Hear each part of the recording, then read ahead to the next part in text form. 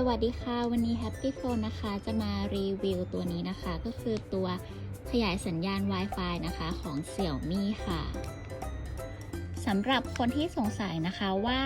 ตัวขยาย Wi-Fi คืออะไรนะคะก็คือลักษณะจะเป็นแบบนี้เลยค่ะเดี๋ยวแกะไปพร้อมๆกันเลยนะคะและนี่นะคะก็คือตัวขยายสัญญาณ Wi-Fi นะคะลักษณะจะเป็นแบบนี้นะคะตัวนี้นะคะก็คือต้องใช้กับ Wi-Fi router ของที่บ้านนะคะแล้วก็ใช้ตัวขยายสัญญาณตัว Wi-Fi เนี่ยเพื่อกระจายสัญญาณ Wi-Fi ให้ครอบคลุมทั่วบ้านนะคะบางทีนะคะเราอยู่ในห้องต่างๆในบ้านนะคะซึ่งมันไกลจากเราเตอร์ใช่ไหมคะสัญญาณ Wi-Fi เนี่ยก็จะไปไม่ถึงทำให้เราใช้ Wi-Fi ไม่ได้บางทีมันอาจจะอยู่ในมุมอับของบ้านอะไรอย่างเงี้ยค่ะถ้าเราต้องการให้สัญญาณ Wi-Fi ส่งไปถึงมุมอับของบ้านนะคะเราก็เลยต้องใช้ตัวนี้ช่วยนะคะนี่ลักษณะจะเป็นแบบนี้เลยค่ะ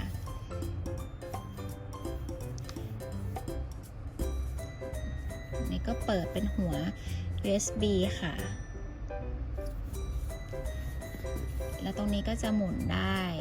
180องศาค่ะ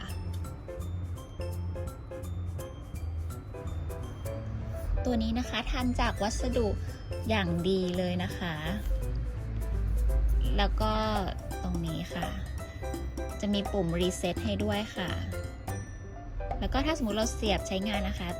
ไฟดวงนี้นะคะก็จะติดค่ะตัวขยายสัญญาณ Wi-Fi ตัวนี้นะคะรองรับ Net Hotspot นะคะแล้วก็มือถือ 3G ด้วยค่ะส่วนเวลาเชื่อมต่อ Wi-Fi ที่บ้านนะคะแนะนำให้เป็น 2.4 กิกนะคะอันนี้ด้านหลังนะคะเขาก็จะบอกวิธีการ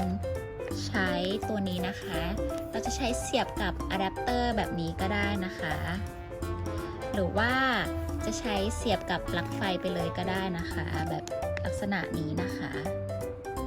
แต่ถ้าเราต้องการเคลื่อนที่ด้วยนะคะก็สามารถใช้ power bank เสียบได้เลยค่ะ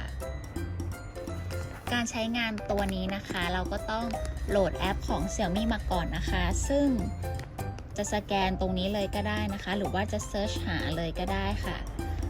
สำหรับวิธีใช้นะคะขั้นตอนแรกเราก็นำไปเสียบกับปลั๊กหรือว่าอะแดปเตอร์หรือว่าเป็น power bank ก็ได้ค่ะ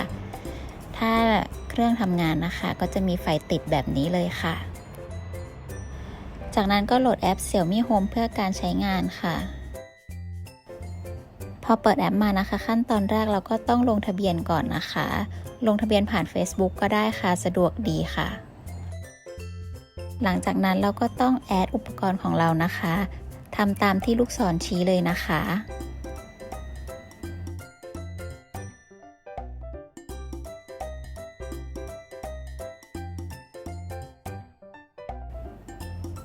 พอมาถึงหน้านี้นะคะก็ให้ติ๊กถูกในวงกลมนะคะแล้วก็กด next ค่ะจากนั้นใส่รหัสผ่าน Wi-Fi ของบ้านเรานะคะแล้วก็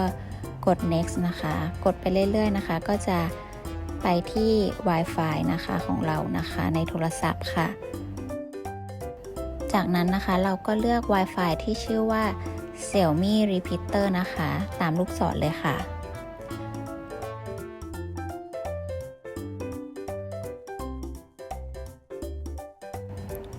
พอถึงขั้นตอนนี้นะคะก็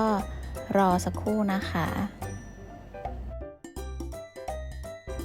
พอเพิ่มอุปกรณ์เสร็จนะคะเราก็สามารถเลือกห้องในบ้านเรานะคะที่ใช้เครื่องขยาย Wi-Fi ตัวนี้ได้ค่ะ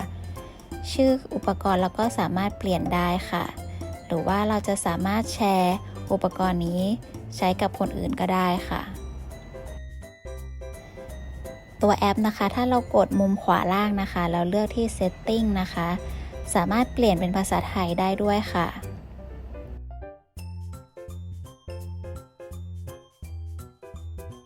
แล้วก็ยังสามารถตั้งค่าอื่นๆได้อีกค่ะอันนี้ก็คือก่อนที่จะใช้เครื่องขยายสัญญาณ Wi-Fi นะคะเวลาเล่นเน็ตนะคะก็คือโหลดช้ามากค่ะสัญญาณก็จะไม่ค่อยเต็มแถบนะคะแต่พอหลังจากใช้เครื่องขยายสัญญาณ Wi-Fi นะคะเราสามารถเช็คความแรงของ Wi-Fi ได้นะคะ แล้วก็พอลองเล่น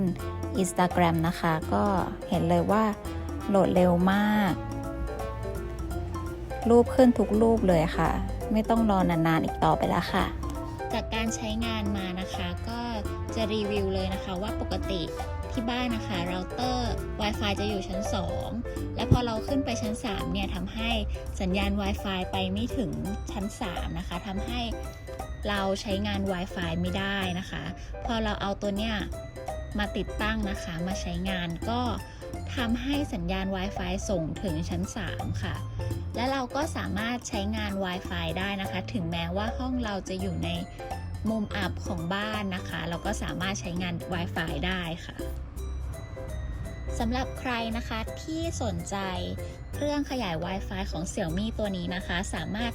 ติดต่อเข้ามาได้เลยนะคะตอนนี้นะคะเรามีโปรโมชั่นพิเศษสำหรับคนที่ดูคลิปนี้เท่านั้นนะคะ